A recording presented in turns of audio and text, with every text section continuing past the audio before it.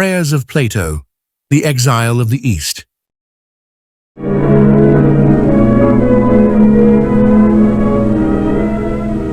Lord Russell, what is philosophy? Well, that's a very controversial question. I think no two philosophers will give you the same answer. My own view would be that philosophy consists of speculations about matters where exact knowledge is not yet possible. Let's suppose Plato prayed. That's right. Not debated, not reasoned, but prayed in silence. Suppose the father of Western philosophy once knelt before the unknown, seeking for a truth beyond proof. Would we still call him a philosopher? Or would we call him a believer? This question feels unsettling, doesn't it? We are taught to believe that philosophy and faith belong to two separate realms, mythos versus logos. But here is the twist. The ancient thinkers, whom we admire today, never saw it that way. To them, questioning and praying were both paths leading towards the same mystery, the change of the inner self. Danish philosopher Søren Kierkegaard stated, "The function of prayer is not to influence God, but rather to change the nature of the one who prays." He touches upon this misconception of prayer as a mimic, when it is actually a tool for self-reflection, a way to know thyself, as encouraged by Socrates. Across oceans, whether in Plato's Athens, the Buddha's India, or the Arabian courts, thinkers wrestled with the same questions that once haunted the curious mind. What is defined as good? What will become of us once the thought falls silent? If such were the case, then why aren't religion and philosophy considered one in the same? Well, the concept of thought and the inquiries being made did not change, but the label we gave to those asking the questions. Western modernity institutionalized one as the rational and dismissed the other as the spiritual. The Greek became a philosopher, the Indian became a sage, and the Arab became a scholar.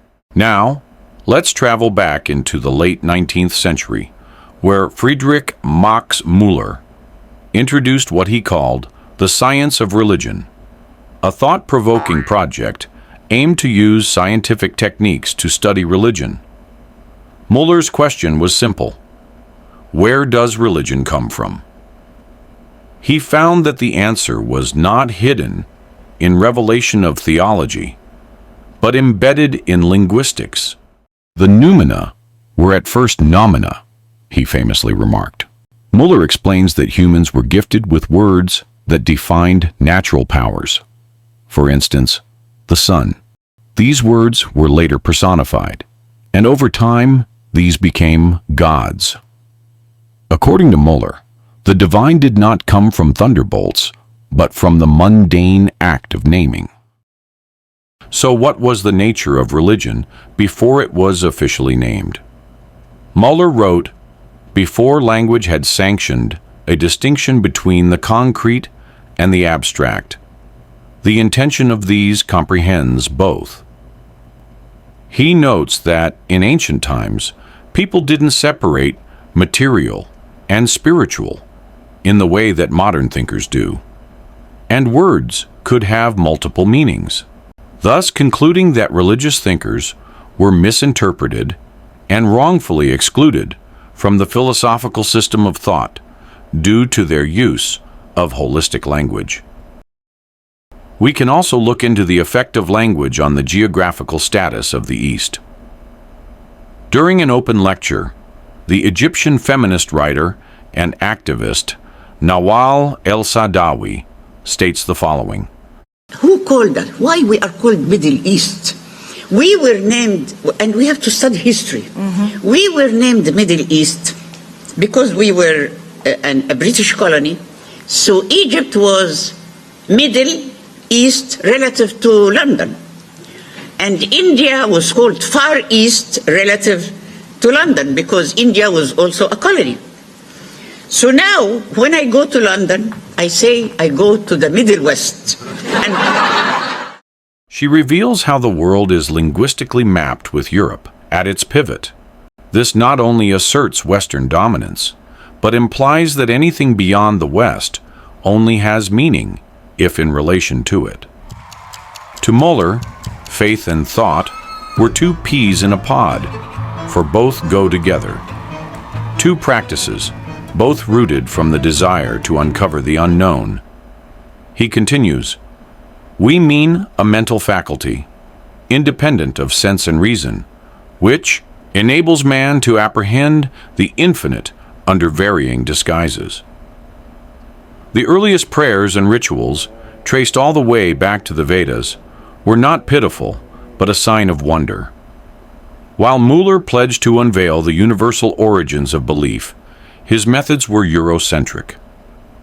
He promised a global study of religion, but its foundations are Western. Muller has been criticized for his bias towards Christianity as a true religion. He devalued modern-day Hinduism due to its polytheistic and ritualistic nature, as discussed by American Indologist Hermann W. Tull. Muller idealized ancient India, believing that they were our newest intellectual relatives. Muller valued the ideas and traditions upheld by Christians, and this is projected onto his studies of other more primitive religions. Cavies? Cavemen, stand back. They're practically animals. You see? He also favored Indo-European languages, disregarding thoughts expressed in others. In doing so, by default, he adapted a European framework of thought. Like philosophy itself, Muller's attempt was a reflection of the world seen through a colonial mirror, one that illuminated the East in the West's shadow. What happens when we turn to other systems of thought? The teachings of the Buddha, or Islamic philosophers. These are not religions in opposition to reason. They are a collection of thoughts parallel to those that once kept Plato awake at night. If we dare to leave the confined walls of philosophy and venture into the untouched corners of the world, we find that the Greek philosophers were not alone in their everlasting search. Let's focus on one curiosity in particular. The soul, for Plato, was immortal. Its role is to turn away from the material world and ascend towards the eternal. In dialogues like the Phaedo, Plato describes the soul as so. We grant even more than you affirm as within the range of possibility, and besides acknowledging that the soul existed before birth, admit also that after death the souls of some are existing still and will exist and will be born and die again.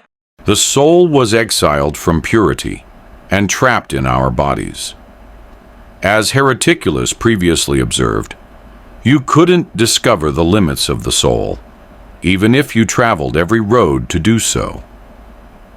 This idea of the soul as intangible anticipates Plato's assumption that it belongs beyond a physical world, much like core religious beliefs.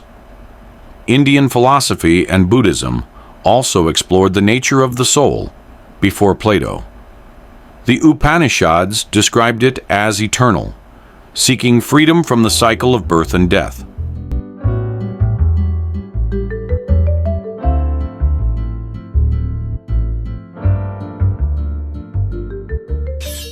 Sounds familiar, right? Buddhism also introduced anatta. The self is an illusion, and liberation comes from transcending its attachment.